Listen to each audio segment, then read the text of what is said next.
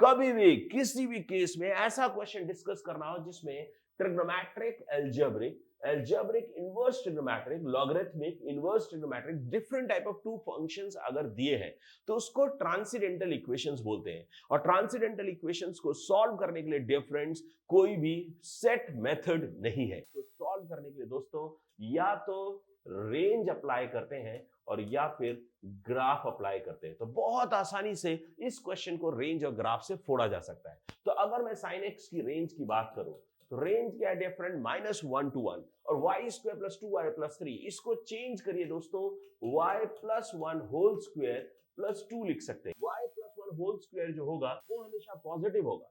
This is always greater or equal to 0। This y + 1 whole square, क्यों? क्योंकि perfect square है। +2 अपन ने कर दिया, पूरे फंक्शन का जो मिनिमम होगा वो 2 होगा, क्योंकि इसके मिनिमम 0 में आप 2 ऐड करोगे तो 2 आएगा। और अगर इसका जो मैक्सिमम है डिफरेंस वो इंफिनिटी है, उसमें 2 ऐड करेंगे तो इंफिनिटी आएगा।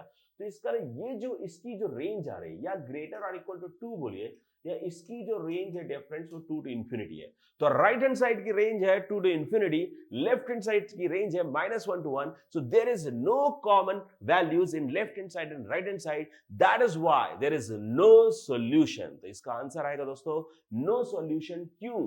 क्योंकि left hand side can not be equal to right hand side, they don't have any common values. Left hand side 1 से छोटा है, राइट हैंड साइड 2 से बड़ा है। ऐसे क्वेश्चंस में अपने को कुछ भी डी वगैरह वगैरह कुछ लगाने की जरूरत नहीं होती, सॉल्व करने की जरूरत नहीं होती। ऐसे क्वेश्चंस को रेंज या ग्राफ से फोड़ा जाता है, राइट?